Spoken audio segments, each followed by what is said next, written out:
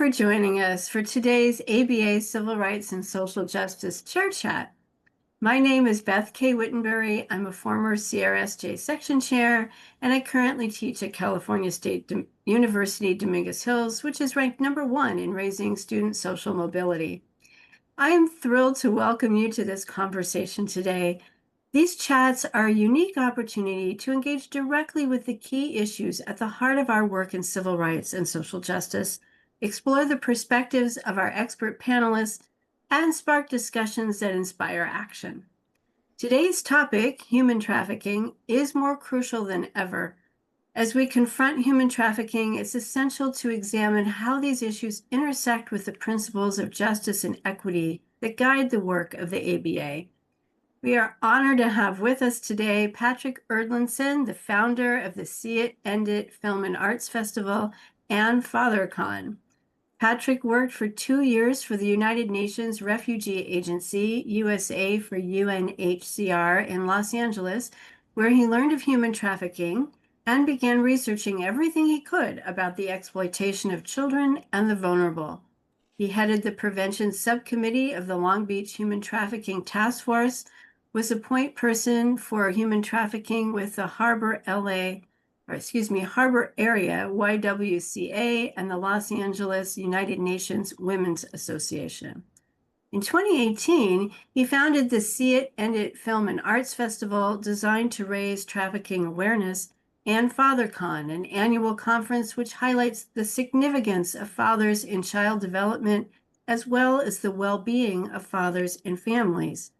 He has spoken extensively about the need for aware and inspired fathers to prevent exploitation of children and presented to the plenary session of the 32nd Commission on Crime Prevention and Criminal Justice at the United Nations in Vienna. FatherCon has held 6 conferences, with the most recent taking place in Uganda in just this past November of 2025. Welcome, Patrick. Thank you so much, Beth. It's so great to see you again. It's so nice to do this. I'm really glad to be here. Great. Thank you so much. So why don't we just dive in, Patrick? Let's do it. Let's do it. Take the plunge. All right. Patrick, the Civil Rights and Social Justice section is celebrating its 60th anniversary fighting to uphold civil rights and social justice. I imagine a lot has changed with respect to human trafficking over the last 60 years. Would you please give us a brief overview of what was happening 60 years ago in this space and how it's different now? Well, it's obviously without the internet, which has exacerbated and driven everything at warp speed into a whole new area of complexity and problems for law enforcement and for prosecution of this crime, as well as like how it's carried out. But 60 years ago, it was much more. It was much more. You had to meet someone. It was very much an in-person kind of grooming, recruiting process with human trafficking. So that changed things. The internet has changed everything since then.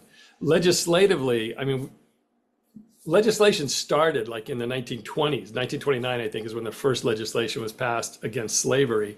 That really developed up to the 1960s, when you had more street prostitution. You had some brothels, like we're talking just in the United States, but the 1960s with the sexual revolution and with the second wave feminism, that started to highlight what was happening with the exploitation of women and girls. And so you started to then have this movement of awareness. Before that, there had always been prostitution, there had always been brothels.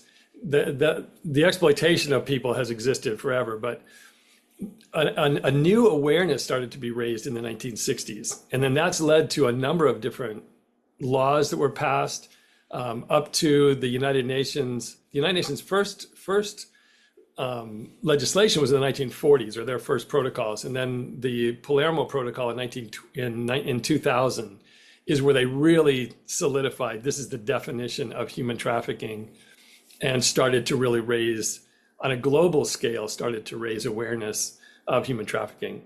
I don't, if you want me to get into it, getting into what's happened now and over the past 60 years, but getting into the internet, where 60% of the grooming and recruiting now is done online. And apps are kind of now extremely useful tools for any predator. Yes. So we've come a long way, but not necessarily in a good way. That's what you're saying. Right, right. Things have gotten more complicated. And one of the problems with the Palermo Protocol, which everyone was very hopeful about when it was passed in 2000, and it's been since updated a few times. But one of the things that it fails to do is really go to what are the causes? What are the causes of the vulnerability that's allowing, exploitation to expand and grow? I mean, we have more slaves today, more people that are living in enslaved conditions now than ever before in human history. Okay, and that's really going to the next question I was going to ask you is if you could explain how human trafficking is really a civil rights and social justice issue. Well, I'll use one example. Aubriana Park was a 17-year-old girl from Gardena here in Los Angeles who had gotten accepted into a university. She was going to be a law student. This is a girl she was beautiful. She had her whole future ahead of her. In the summer before going to university, she met somebody online. The next thing you know, she's being arrested for prostitution on the streets of Orange County. She and her trafficker got arrested. She got released into a safe house, which she just immediately left.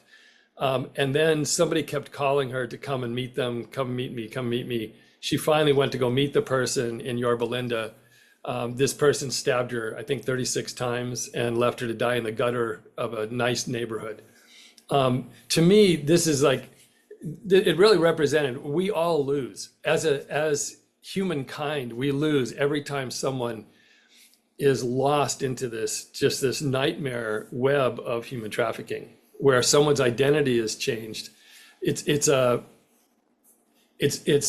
human rights violation, I think, to have somebody change your identity as a human being with your own hopes and dreams and your vitality that you bring to the world, and turn you into a product and have you start to identify yourself as a product. And that's done out of survival. I mean, the number of survivors that I've met who they had to embrace this identity that the thing that they were for on this earth is to service customers, to service buyers, and to make money for their exploiter. And if they didn't adapt that identity, if they didn't embrace it to some degree, but if they didn't embrace it, it was hell. It was just an intense suffering for them. So they would learn techniques of disassociation. We shouldn't be having that should not be compatible with a just society where people are having to disassociate from themselves in order to allow someone to operate their fantasy on their body to their detriment. And I think we've created a society that's encouraged a sense of entitlement. And I don't think anything has done this more than the internet cyber pornography industry, which fuels a sense of entitlement to a pleasure and an experience that is unparalleled. There's nothing to the degree of exposure to pornography that changes your appetite and normalizes a way of looking at other human beings as a means to get what you want out of your life. And if we're talking about adults looking at pornography, it's very different, but we now have 8-year-olds and 9-year-olds and 10-year-olds being exposed to hardcore, violent, humiliation-based, racist, misogynistic content that derails their whole way of developing as a child. So I know that you have discovered what you feel is one way to combat human trafficking and developed an annual conference around it. I'm hoping you can explain to everyone the unique approach that you have taken to combating human trafficking. Well, it was really, thank you for asking that. After 8 years of working on the prevention of trafficking with the task force and just getting to know numerous survivors of human trafficking, as well as some people who are arrested for buying. You had the buyers. We had a former trafficker speak at one of our conferences. Getting to know people and the whole range of human trafficking. Buyers, you have the facilitators, you have the buyers, you have the traffickers, the primary exploiters, and you have the people that are being victimized. And getting to know all of them, there was always this father element. especially with girls who don't grow up with a healthy relationship with a father who demonstrates a love that doesn't want anything from you except the best for you. If you grow up without that, there's a vulnerability to the promises, to the deception of a trafficker. And so this is what I found, was that we had so many girls that were falling prey to the lies of exploiters because they didn't have anything to compare it to, and they didn't have that sense of really being loved by a father.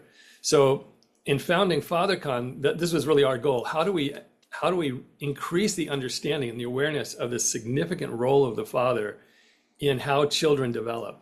And there's several ways that's really profound. And they really didn't do any studying of fatherhood until about the last 40 or 50 years.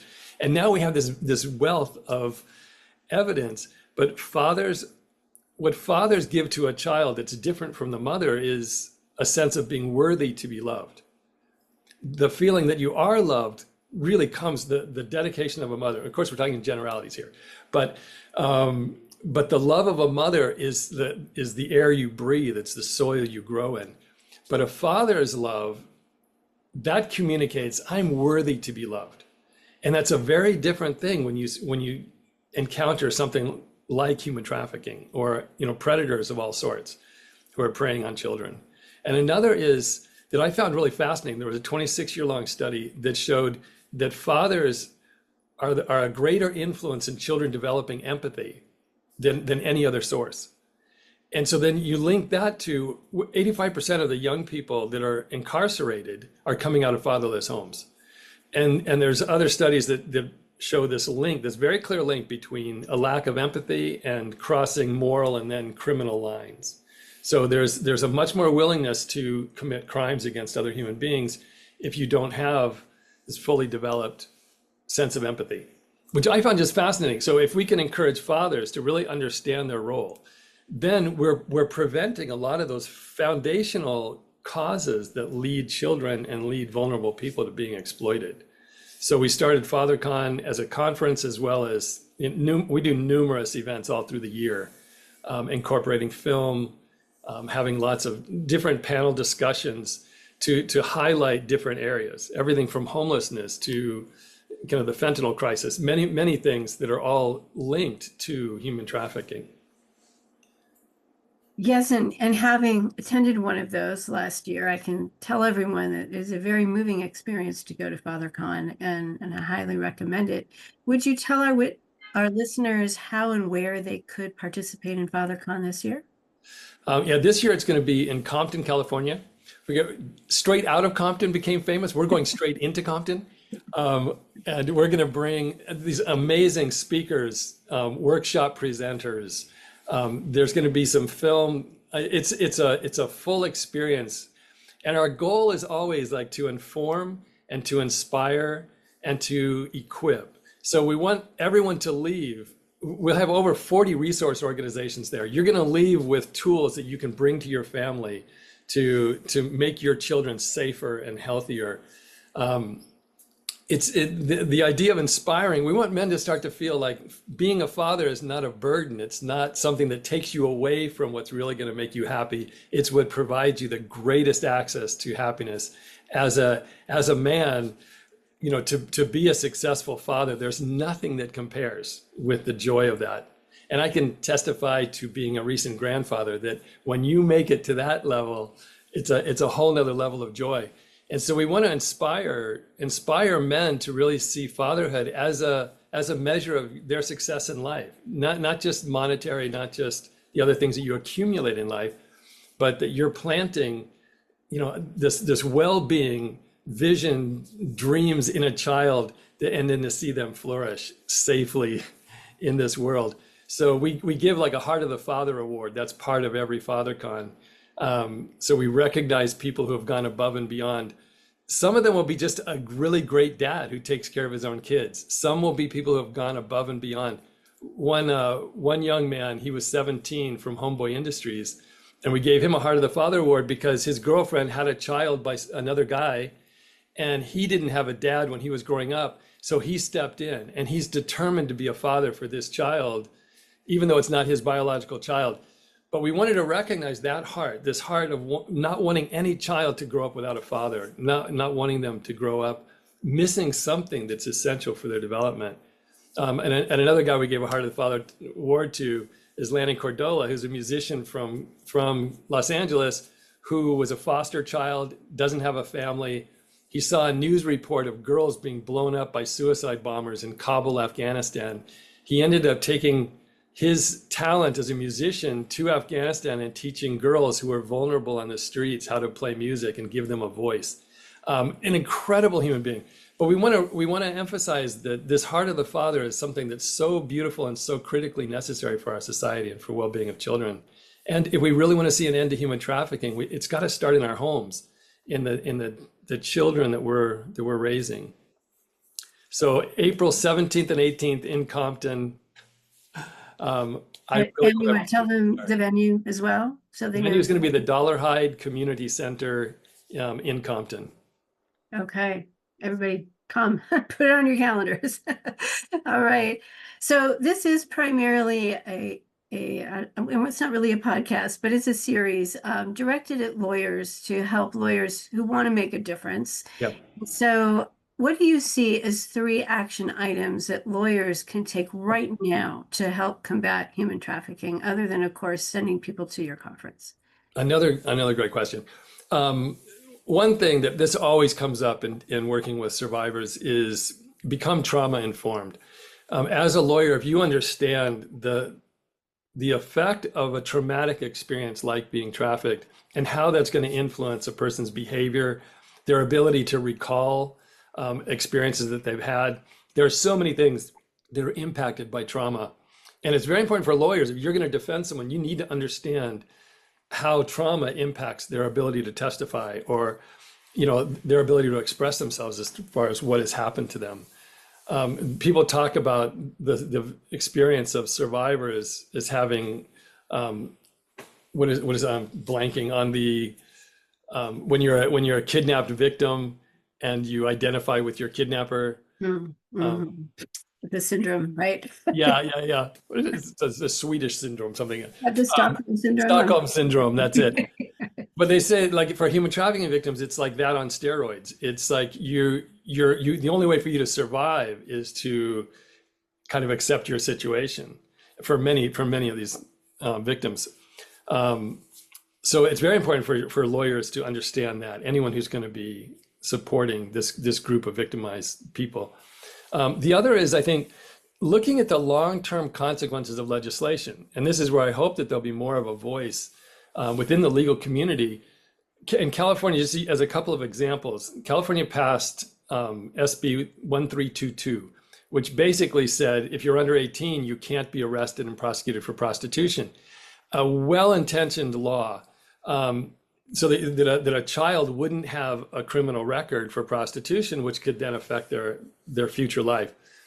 The problem with it was that it put a target on minor children to be trafficked, because if you're looking at it from the standpoint of the business of trafficking, my product can't be arrested. It can't be taken off the streets legally. So this was a concern with this bill. It was very well intentioned, but the long-term consequences of it is that it made more children more vulnerable to being exploited.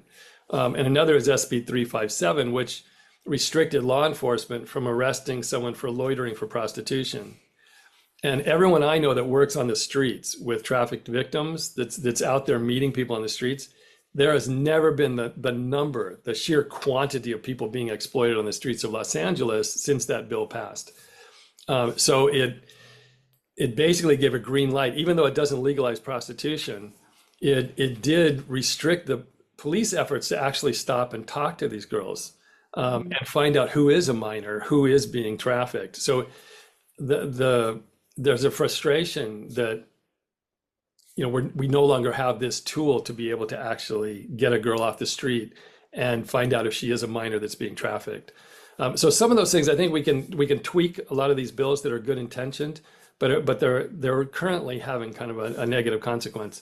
The third is getting to know survivors as people. Like, this has transformed me so deeply, is getting to know someone who was trafficked by their husband, or someone who has been through unimaginable experience of suffering and being turned into a product, but getting to know them as people, and as an attachment and aside to that, really support prevention efforts. That if lawyers can really find out, the way that they can support prevention, because we can't arrest ourselves or prosecute our ways out of this problem.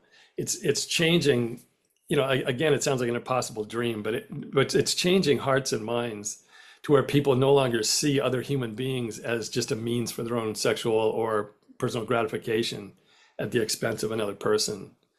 And just another point, I mean, this kind of goes back to your since the 60s question, but I was just at a call with the United Nations recently, and they were talking about what's happened, kind of new forms of human trafficking. And I don't know about you guys, but I'm getting scam likely warnings on my phone all day, every day. And one of the newest forms of human trafficking is these people are taken and forced to work in scam centers. They're massive in Southeast Asia and growing in Africa, but you're forcing people to sit with a phone or with a computer for 18 hours a day, just trying to steal money from people who are vulnerable. And that includes old people, senior citizens. This is a whole new kind of age of exploitation that's happening now.